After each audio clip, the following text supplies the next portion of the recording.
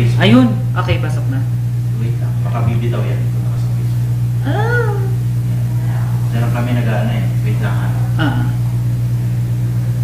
Mga ilang minutes kayo naghintay, Uncle? Mga 1 minute. Di Ano naman. pala, meron tayo nakalagay na standby. Check okay na? Okay. Okay ba? Hindi ka pa nagla-live, no?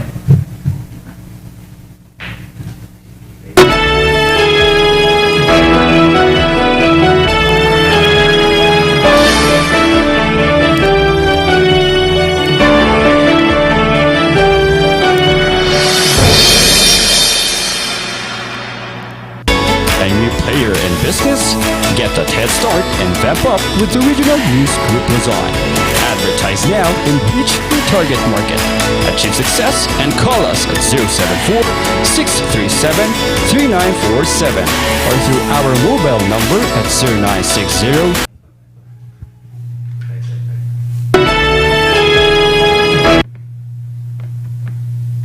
Check sa amin eh. Pa rin? Tama lang yung level.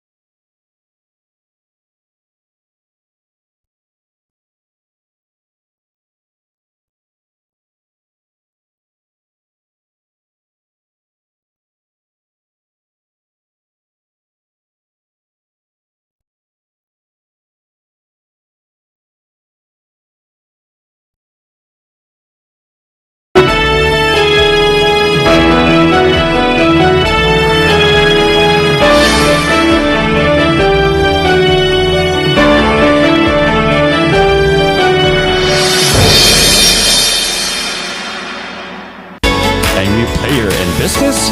Get that head start and vamp up with the Regional News Group Luzon. Advertise now and reach your target market. Achieve success and call us at 074-637-3947 or through our mobile number at 0960-289-2454. Send us a message at rngluzon@gmail.com. Seize the opportunity with the Regional News Group Luzon.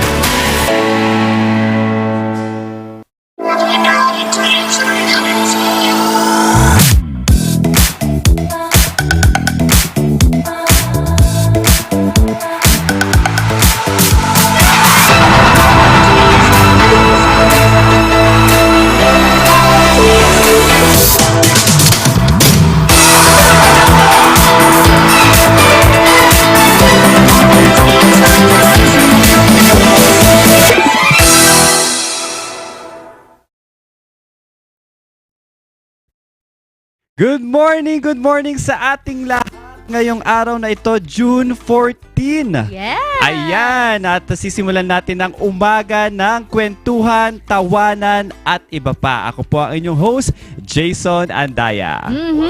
Bangon-bangon, gising-gising na mga kabalitaktakan. Isang umaga na naman ang pagsasamahan natin together with my partner Taraki Babe.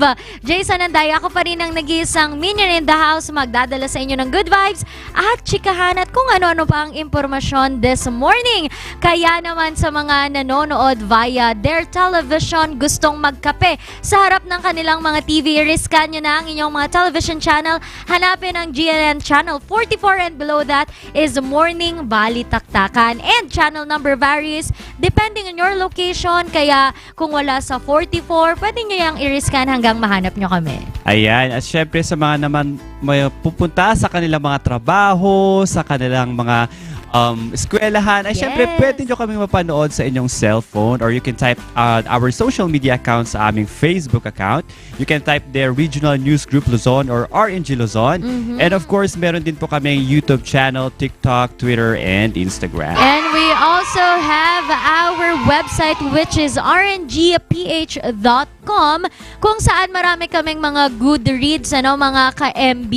And pwede doon na balikan ninyong mga articles and baka may mga updates na kung ano yung gusto nyo malaman sa mga kaganapan not only in Baguio City but in Northern Luzon. Ayun. Kaya naman, para sa maaga-agang update, kailangan ba natin maging lazy ang ating outfit Yes. for today, Jason? Kasi malamig ang panahon. Alamin natin sa ating weather update for June 14, 2023.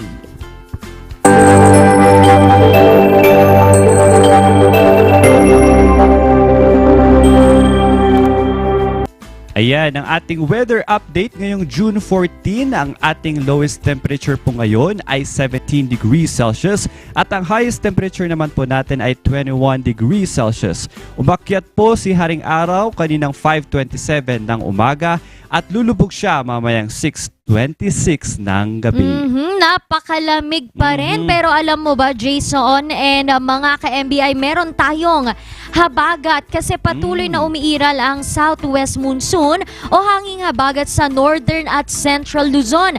Dahil dito inaasahan ng maulap na panahon na may kalat-kalat na pag-uulan sa ilang bahagi nga ng Luzon. Yan ay ayon sa DOST Pag-asa. Sa Cordillera Administrative Region, inaasahang mararanasan sa buong maghapon na baka hanggang gabi nga ito, ang maulap na kalangitan na may kalat-kalat na pag-uulan, pagkulog, pagkidlat, and that is dahil pa rin sa hanging habagat. Mahina naman hanggang sa malakas na hangin mula sa timog kanluran ng iiral sa hilagang Luzon. So that is mga Ilocos Region, La Union, and the like. And pinapayuhan pa rin ang publiko na maging handa at alerto sa posibleng pagbaha at pagguho ng lupa dulot ng pag-uulan. Alam mo naman ang ating dito sa Cordillera, madalas ang pagguho. And sa Northern Luzon naman ang pagbaha. Samantala, may mga cloud clusters na minomonitor ang Pag-asa sa silangan ng Visayas at Mindanao. Ayon naman sa Weather Bureau, sa ngayon daw ay mababa pa ang tsansa na maging LPA ang nasabing cloud clusters. Ngunit magdadala pa rin ito ng pag-uulan sa Visayas at sa Mindanao. Nako, talagang malakas ang ulan ngayong linggo, partner, dahil nakita ko napakalamig ng umaga.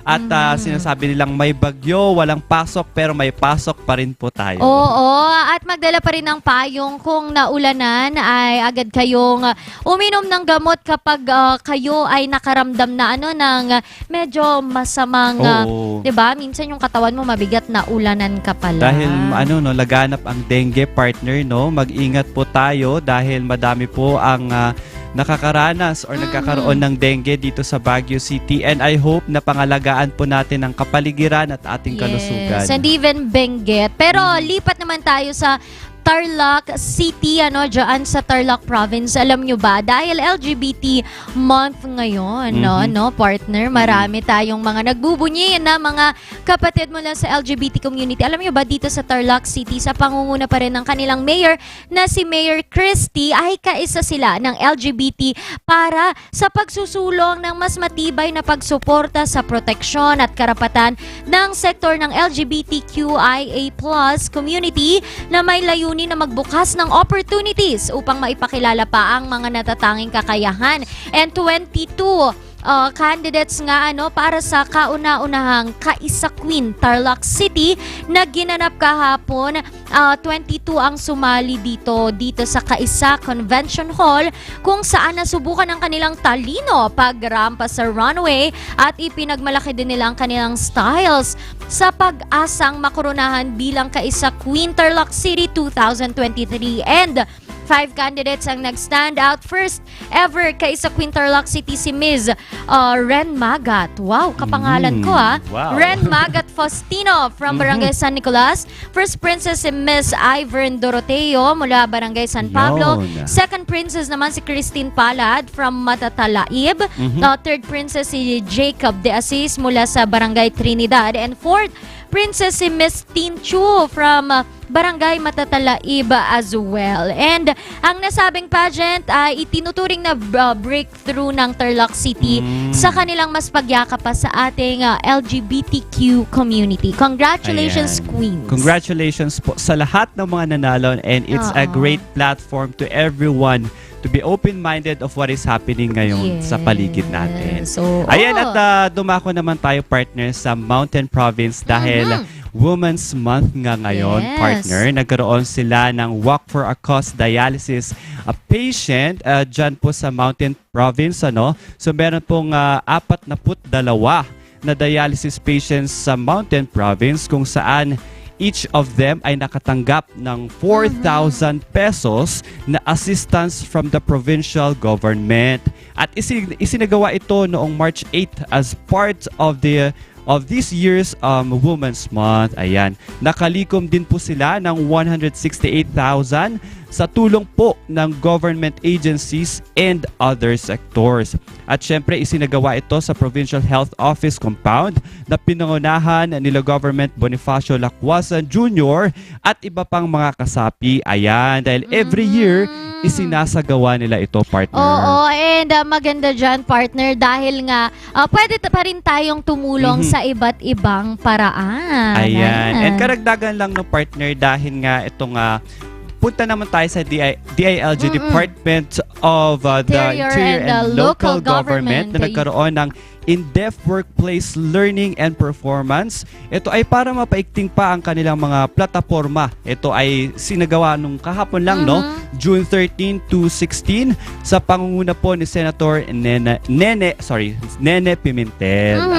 And itong training na to, no, this aims to really improve the current skills of technical and non-technical personnel to generate higher quality ng kanilang mga trabaho, mga write-ups and everything. Pero speaking of trabaho naman, partner, meron kasing isang fashion designer na nagmula sa Manila, pero dito siya sa Baguio gumagawa ng pangalan. Bakit? Alamin natin yan mamaya.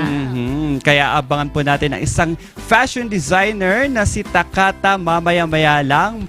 Siksik-liglig ang ating pagkakwentuhan. Yan at iba pang detalye sa pagbabalik ng Morning Balitaktakan.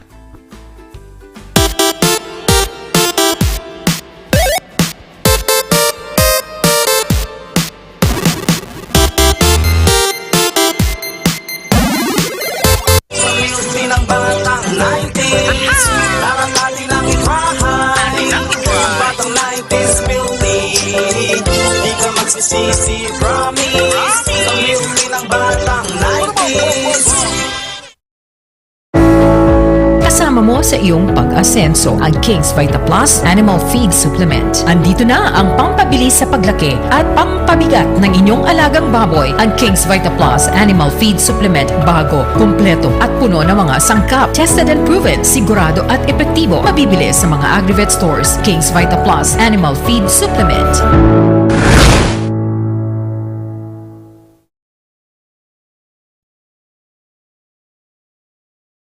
A new player in business?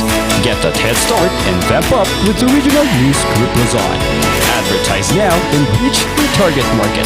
Achieve success and call us at 074-637-3947 or through our mobile number at 0960-289-2454. Send us a message at rngluzon@gmail.com. Seize the opportunity with the Regional News Group Luzon.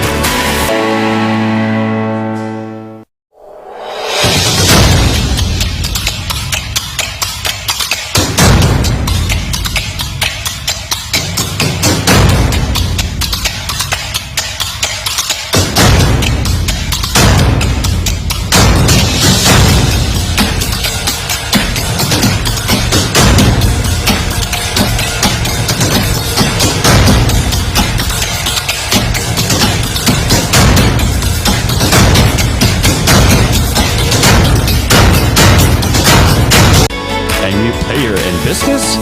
Get that head start and vamp up with the Regional News Group Luzon. Advertise now and reach your target market. Achieve success and call us at 074-637-3947 or through our mobile number at 0960-289-2454.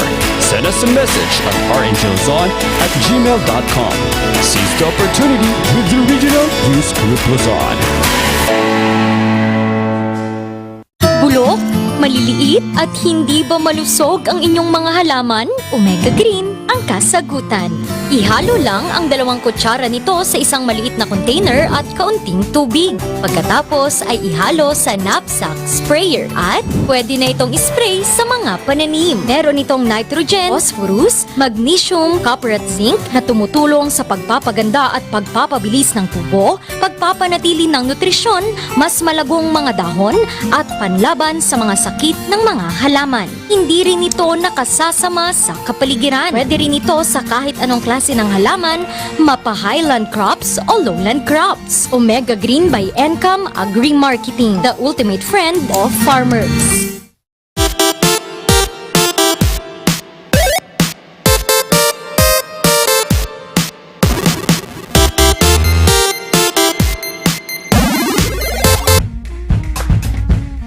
High school, she was already interested in fashion, especially when international pop star Lady Gaga started her career. She was the fashion icon that she looked up to during that time until now. She went to Slim's Fashion and Art School in Manila, studied fashion design and dressmaking for 4 years. After graduating, she was one of the designers who got the opportunity to dress up Miss Universe Japan. As she was creating her collection, she watched documentaries about the dark side of fashion. That's why she released her sustainable fashion collection to the public. It was not her first collection, but it is the collection she wants them to see for people to know what kind of designer she is. Ayan, at very amazing ang kanyang mga creativity. At makikita nyo sa aking mga paligid ay talagang nagagandahan and very creative.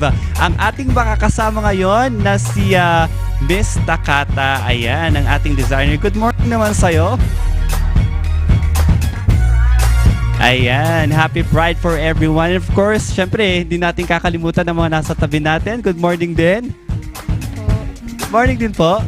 Ayan, talagang mapapansin natin kung gaano kakaganda and very proud ang ating LGBT and of course, ang ating fashion designer na si Miss Takata. Ayan. Thank you. Dahil madami po ngayon ang curious sa inyong name. Bakit po tinatawag po itong Takata or Takata 218 Studio para mas makilala pa po nila kayo? First, yung Takata, yung T, it's sa mom ko, sa side mom ko na Takata. And yung O, it's my father last name. And why I called studio, I want to be collaborated with other team or other like photographers, models, and yung 18, it's my late father, parang tribute ko para sa kanya. So, I put the 18. Ayan. Kung mapapansin po natin ang kanilang mga damit po, ano ba yung tawag sa mga ganitong klase ng fashion or yung mga damit po? It's a sustainable collection, so it's more inspired sa mga thrifted clothes na DIY ko. Parang binigyan ko pa ng life. Then while making these collections, it also has a behind story of it, like through music. Like through music, like in Charlie XCX Crash albums. Doon ko nakuha inspirations niya. It's like parehas po ba itong disenyo nila na ito or may iba po ang kanilang sabihin? Yeah, iba. Ito kasi, it's inspired sa music niyang Move Me. Like, as you can see, like, it's all hand stitched. Like, iba-iba yung size ng stitches. May big, may mga bato-bato, may pearls. Para makitang may movement talaga siya when she walks. Paano naman po ito? Ano po bang tawag sa, ano po bang ibig sabihin That's actually a pants, denim pants. Tapos I put boning, like hand stitch every boning. Yan po. Ayun. And curious lang po ang lahat po, no? Dahil all the way from Manila, pumunta po kayo ng Baguio. Bakit niyo po napiling po ipakilala yung fashion at yung mga design? Since we moved here parang 2019, then I start making my collections like whenever I go sa mga ukay-ukay, like yun, nakita ko parang binivisualize ko every time I see a clothes, kung paano ko siya bubigyan ng new look para yun, I put life on it. Ayun. And sa tagal nyo na po, 4 na taon, kung hindi po ako nagkakamali sa fashion industry, ano na po ba yung highest na achievement nyo or most fulfilling achievement sa paggawa ng ganitong klase ng... I got featured sa preview website and I dressed up Miss Universe Japan 2018 and 2020. Ayun. And last na lang po ito, sa estado po ngayon ng fashion industry dito sa Baguio, ano na po ba yung nakikita nyong estado ng fashion dito po sa Baguio po ngayon? I think people, as I can see here sa Baguio, people is really creative, especially sa mga ethnic fabrics, and it makes me proud na they used it in fashion. Ayun. And ano naman po yung message nyo sa mga gusto rin pong maging katulad nyo or gustong tahakin din po ang inyong industry na fashion sa lahat ng mga nawawalan asa sa fashion? What is your message po to everyone? To all young designer out there or gustong maging designer, I know we all have this element na we having a self-doubt. We do sabotaging ourselves, like comparing ourselves to other designer work. You shouldn't do that kasi that's self-sabotaging po. Kasi at the end of the day, tayo lang yung makakaano ng dreams natin to fulfill it. Ayun. And especially last na po ito, dahil Pride Month po ngayon, what is your message to all the LGBT community po ngayon? Well, be yourself and don't mind yung mga judger na tao. Just laban lang. Ayun. Thank you so much po, Miss Takata, for showing and expressing beautiful your fashion, your work, and a lot of inspired sa community po ng LGBT. We really appreciate you and thank you so much po. Thank you so much for this opportunity. Ayan. Thank you so much po sa ating fashion designer ngayong araw na ito, and I hope na ma-inspire po tayo na sundin kung ano po ba ang ating mga sarili, kung ano ang gusto natin sa buhay, and don't let other people na i-judge tayo. Ayan, at madami pa po tayong usapan mamaya-maya lamang po, mga iba pang detalye, at magbabalik pa po ang Morning Balitaktakan.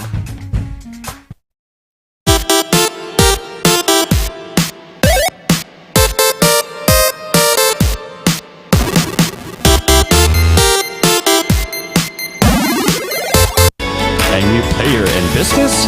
Get that head start and vamp up with the Regional News Group Luzon. Advertise now and reach your target market. Achieve success and call us at 074-637-3947 or through our mobile number at 0960-289-2454. Send us a message at rngluzon@gmail.com. Seize the opportunity with the Regional News Group Luzon. Bulok, maliliit at hindi ba malusog ang inyong mga halaman? Omega Green ang kasagutan. Ihalo lang ang 2 kutsara nito sa isang maliit na container at kaunting tubig.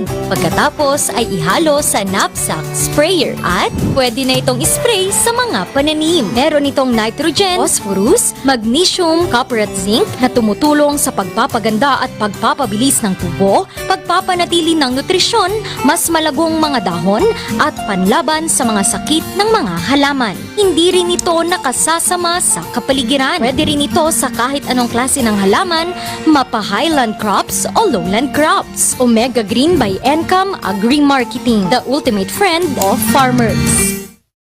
A new player in business?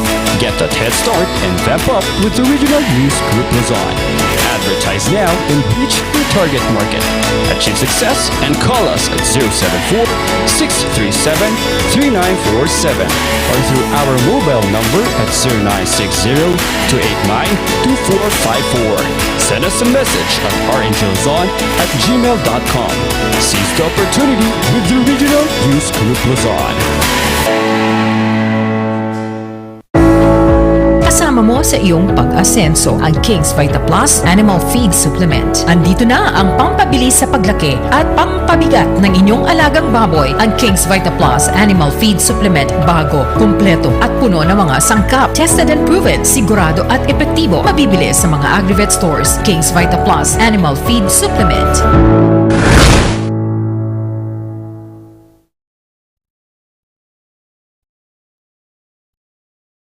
A new player in business? Get that head start and vamp up with the Regional News Group Luzon. Advertise now and reach your target market. Achieve success and call us at 074-637-3947 or through our mobile number at 0960-289-2454. Send us a message at rngluzon@gmail.com. Seize the opportunity with the Regional News Group Luzon. Sa music ng batang 90s, parang natin ang itrahay. Yung batang 90s beauty, di ka magsisisi, promise. Sa music ng batang 90s.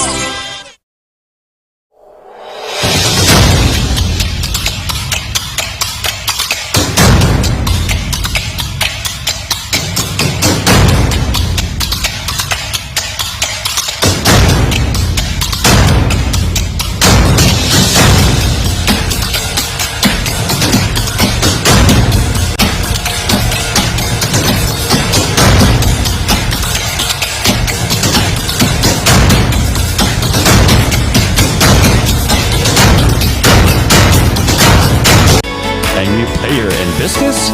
Get that head start and vamp up with the Regional News Group Luzon. Advertise now and reach your target market. Achieve success and call us at 074-637-3947 or through our mobile number at 0960-289-2454. Send us a message at rngluzon@gmail.com. Seize the opportunity with the Regional News Group Luzon.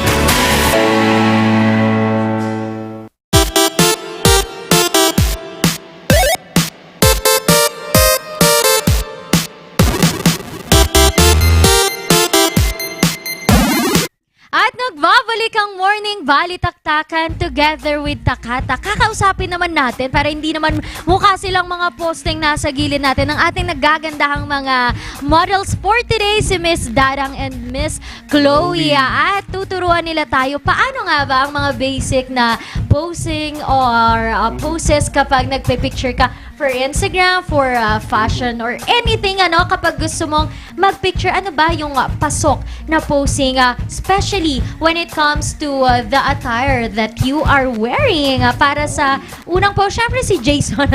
Doon naman ako. Paano po ba yung mga yung mga papogi pose? Yung mga Paano ba simple dapat pose na po for mag-post? guys? Kay Ma'am Yes. Chloe muna tayo. Paano ba Paano ba dapat yan, Ma'am mag-post Chloe? Para- kapag casual lang ang kanyang wear? Ayun.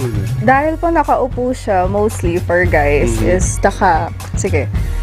Yan, ganyan. Ayun. Tapos nagganon ka. Yan, mostly ganyan. Tapos pagwapo lang na angle na ganon. Uy, nakakaya. Yeah. Baka hindi na sila magising. Good morning Kasi po. ganyan. Ayan. Tapos minsan, sige, tayo ka po, Sir Jason. Ayun. Ayan. Ano pa ba?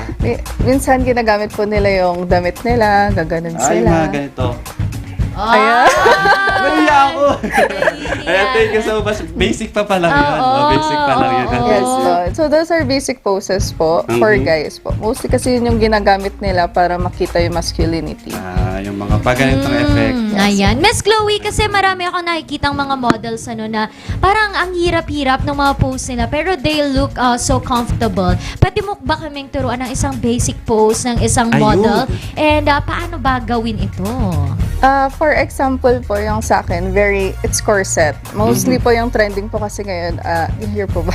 Yes, yes. Mostly po kasi trending po is corset. So, when it comes to masikip, lalo na maliit ako, I angle it like this. Oh. Yan yung mga basic poses. Opo. Tapos minsan, girls likes to see this collarbone. So, yung nangyayari po pag ganun. Oh. Yes po, pag ganyan po. So, those are basic poses po for me. Si Dadang naman. Ako excited to si Dadang. Hindi talaga gumagalaw itong si Dadang. Nananahimik lang yan, Oo. pero pasabog to. Oo, Dadang, ano naman ang iyong ituturong pose sa amin ngayon? So, since this is wide leg na skirt. Yes, wide leg na And meron tayong bag, so we can do this kind of pose. Oh. Yes. Yun po. Oh. And then, another one. Paano naman, kasi matangkad ka no? Yung iba nahihirapan, no? Yung mga matatangkad kasi, iba-iba yung mga pose nila, parang may mga pahaba-pahaba. Ganon. Ano naman ang striking pose mo pag sinabing dadang pose? Ano ang una mong gagawin? So, pag dadang pose, gaganyan po tayo. Ayun. Aurang-aura. Yan ang mga poses na mga basic kapag ganyan ang suot. And kanina itinuro din sa'yo ko paano mag-pose kapag casual lang. Yeah, pag mga papawag. At syempre, hindi natin pwedeng kalimutan. Ito na. Nakakatakot naman yan. Bakit may gumagalaw na pose? Anyway, takata, paano naman ang takata pose? Ayan. Since this is really fit, you're just gonna give a sexy pose like this. Oh. Ayun. That is takata pose. Wow, Very ayan. editorial. Yes, very editorial. And mga ka-MB, nako, pasensya na kayo kasi kami ang mas matututo mamaya, hindi na. Magpapaturo kami para naman maganda-ganda naman ang aming mga pictures at mga poses kapag nakita nyo kami sa aming social media platforms like RNG Luzon, sa aming Facebook page and our Instagram na still RNG Luzon. Huwag kayong mag-alala, baka mapanood nyo pa kami sa iba naming mga social media platforms kung paano kami magpo-post. Diba, Ayun. Jason? Once again, thank you, Dadang. Thank you, Chloe. And of course, Miss Takata. Takata. Thank you so Again, much. Happy Pride Month. Ayun. Oh, and nakasama nyo ang nag-iisang minion in the house, Randy Guzman. At syempre, ako naman po si Jason Andaya, ang Taraki Babe ninyo. Ayan.